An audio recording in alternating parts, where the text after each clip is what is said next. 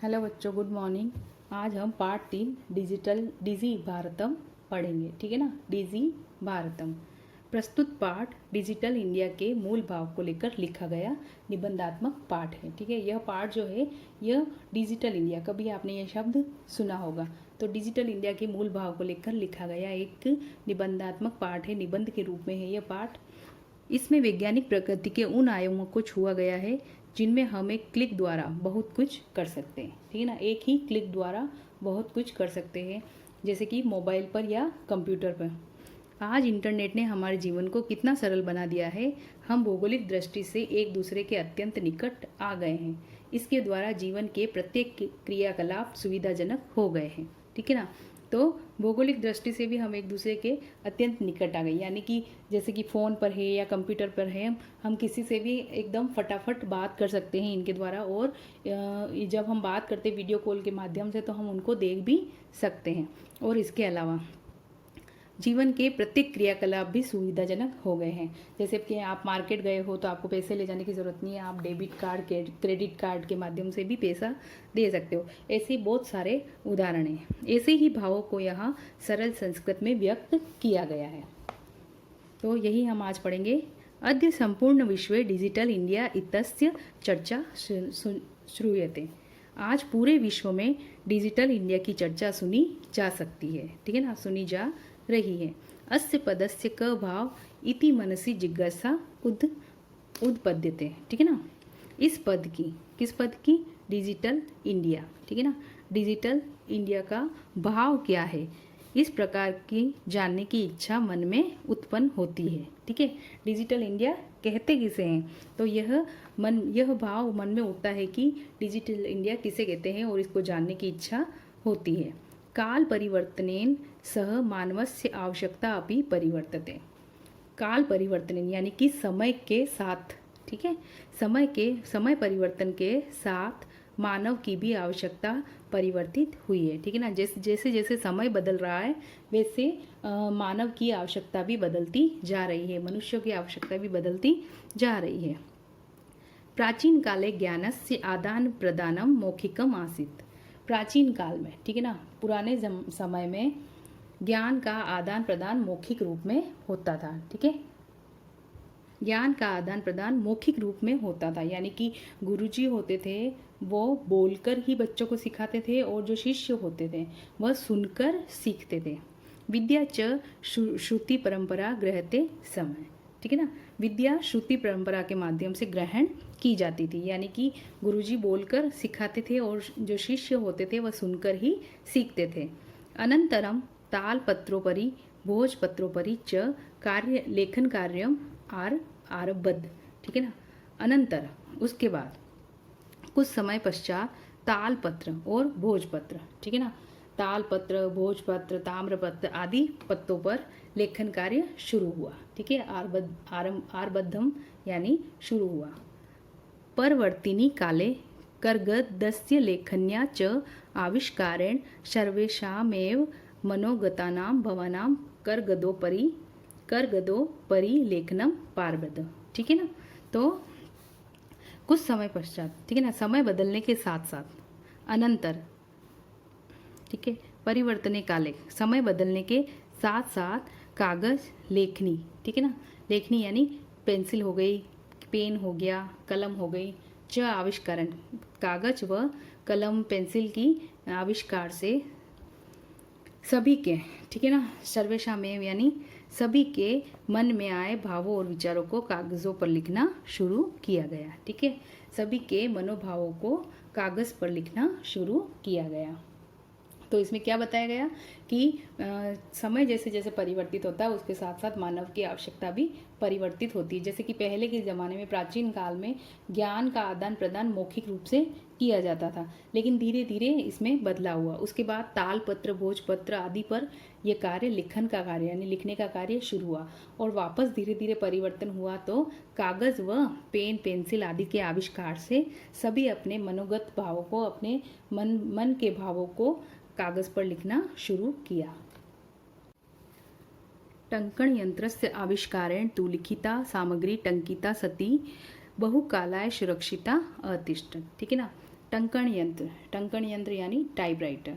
Typewriter एक machine होती है जिससे उसके ऊपर जैसे कंप्यूटर की की होती है, ठीक है, कीबोर्ड के ऊपर उस तरीके से उसमें भी बटन होते हैं और उसको जैसे जैसे हम बटन को दबाते हैं अक्षर जो होते हैं वो कागज़ पर टाइप होते जाते हैं। तो टाइपराइटर के आविष्कार से लिखी हुई सामग्री को, ठीक है, लिखी हुई सामग्री को टाइप की हुई सामग्री को बहुत समय तक सुरक्षित रखा जाने लगा, ठीक है ना, बहुत समय तक वह सुरक्षित रह सकती थी। लिखी हुई जो हाथ से हम लिखते हैं उसकी अपेक्षा टाइप की हुई जो सामग्री होती है, टाइप किया हुआ ज़्यादा समय तक सुरक्षित रहता है। वैज्ञानिक प्रविधेः प्रगति यात्रा पुनरपि अग्रे गता, ठीक है, और वैज्ञानिक प्रविधि यानी वैज्ञानिक खोजों की प्रगति यात्रा भी और अधिक आगे बढ़ती चली गई, ठीक है। अद्य सर्वाणि कार्याणि संगणक नामकेन यंत्रेण साधितानि भवन्ति, ठीक है, आज सभी तरह के कार्य, ठीक है, आज सभी तरह के कार्य जो है संगणक नामेन, ठीक है ना, संगणक नामकेन यंत्रेण साधितानि भवन्ति।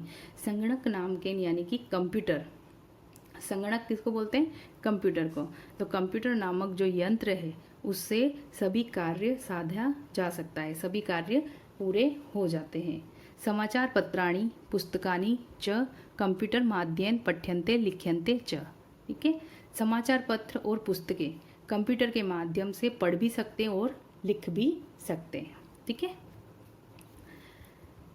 कर्गदोद्योगे वृक्षाणाम उपयोगेन वृक्षा कर्तन्ते स्म, ठीक है। कागज उद्योग में, कर्गदो उद्योग यानी कागज उद्योग में जहाँ पर कागज़ बनाए जाएंगे। अब लिखा जाएगा तो उसमें कागज़ खर्च होंगे और जब कागज़ अधिक खर्च होंगे तो और अधिक कागज़ बनाने पड़ेंगे, तो उसमें अधिक वृक्ष लगते, क्योंकि कागज़ जो होता है वो वृक्षों से बनाया जाता है। तो कागज़ उद्योग में वृक्षों की उपयोगिता बहुत अधिक बढ़ गई थी। इस वजह से वृक्ष अधिक से अधिक काटे जा रहे थे, ठीक है ना, वृक्ष जो है वो अधिक कटते जा रहे थे। परम संगणकस्य अधिकाधिक प्रयोगेण वृक्षाणां कर्तने न्यूनता भविष्यति इति विश्वासः। परंतु कंप्यूटर के अधिक से अधिक प्रयोग से, ठीक है ना, कंप्यूटर के अधिक से अधिक प्रयोग से वृक्षों को काटने में कमी आएगी, ठीक है ना, वृक्षों को कम काटा जाएगा, भविष्य में वृक्षों को कम काटा जाएगा, ऐसा विश्वास हमारा है। तो इसमें क्या कहा गया कि कंप्यूटर जो है वह हमारे बहुत ही काम आता है। आज के ज़माने में हम इतने ही काम कंप्यूटर के द्वारा कर सकते हैं और समाचार पत्र और पुस्तक कंप्यूटर के माध्यम से हम पढ़ सकते हैं, लिख सकते हैं। कागज़ उद्योग में, ठीक है, वृक्षों की उपयोगिता अधिक होने से वृक्ष जो है कई मात्रा में काटे जा रहे थे, परंतु कंप्यूटर के अधिक प्रयोग से वृक्षों को काटने में कमी आएगी, भविष्य में कमी आएगी, भविष्य में, ऐसा हमारा विश्वास है। अनेन पर्यावरण सुरक्षाया दिशि महान उपकारो भविष्यति, ठीक है ना, यह अनेन इससे पर्यावरण सुरक्षा की दिशा में यह एक महान उपकार होगा, ठीक है, पर्यावरण की सुरक्षा की दिशा में, क्योंकि अगर पेड़ों को कम काटा जाएगा तो पर्यावरण सुरक्षित रहेगा। तो कंप्यूटर जो है उसका जो हम उपयोग करते हैं तो इससे पर्यावरण की सुरक्षा को बढ़ाया जा सकता है, क्योंकि कागज़ कम लगेगा और कागज़ कम लगेगा तो वृक्ष कम कटेंगे, ठीक है। तो पर्यावरण की सुरक्षा की दिशा में यह एक महान उपकार होगा, ठीक है, अगर वृक्ष कम कटेंगे तो पर्यावरण सुरक्षित रहेगा। अधुना आपणे वास्तुकर्यार्थां रूप्यकाणां अनिवार्यता नास्ति। आज के ज़माने में, ठीक है ना, आज के समय में, आज बाज़ारों में, आपणे यानी बाज़ारों में, वस्तु क्रियार्थम यानी कि चीज़ें खरीदने में, ठीक है, बाज़ार से हम कोई भी चीज़ खरीदते हैं तो उसमें हमें रूप्यकाणां अनिवार्यता नास्ति, उसमें रुपयों का होना ज़रूरी नहीं है। आज हम अगर बाज़ार जाके कोई भी चीज़ खरीदें तो हमारे पास ज़रूरी नहीं है कि रुपए होने चाहिए।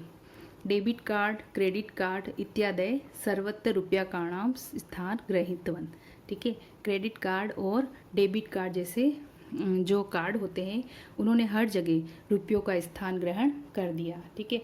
आज हम डेबिट और क्रेडिट कार्ड से रुपयों का आदान प्रदान कर सकते हैं। वित्तकोशस्य बैंकस चापि सर्वाणि कार्याणि संगणकयंत्रेण संपादयते। ठीक है ना। आज बैंकों में सभी कार्य, ठीक है, सर्वाणी कार्य यानी सभी कार्य, समस्त कार्य कंप्यूटर के माध्यम से संपन्न हो रहे हैं। ठीक है ना, कंप्यूटर के माध्यम से पूरे किए जा रहे हैं। ठीक है, आप भी बैंक कभी जाते हो तो देखते हो ना कि वहाँ पर सारा काम जो होता है वो बैंक में कंप्यूटर के माध्यम से हो जाता है।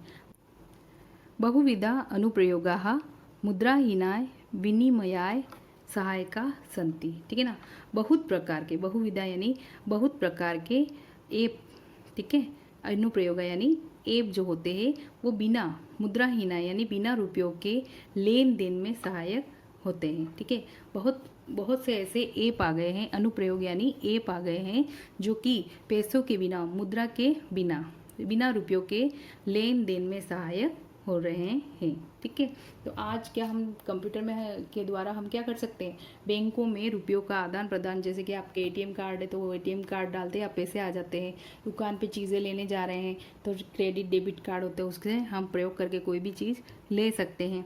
ठीक है, तो आज जो है ऐप की सहायता से बिना मुद्रा के विनिमय से यानी कि लेन देन के, बिना लेन देन के भी हम कई कार्य कर सकते हैं। तो बच्चों, आज डीजी भारतम पाठ में हमने कंप्यूटर के बारे में जाना कि किस प्रकार कंप्यूटर हमारे लिए बैंकों में सहायक हो रहा है। इस यहाँ तक का पाठ आप घर पर पढ़िए, इससे आगे का पाठ हम कल की कक्षा में पढ़ेंगे। ठीक है।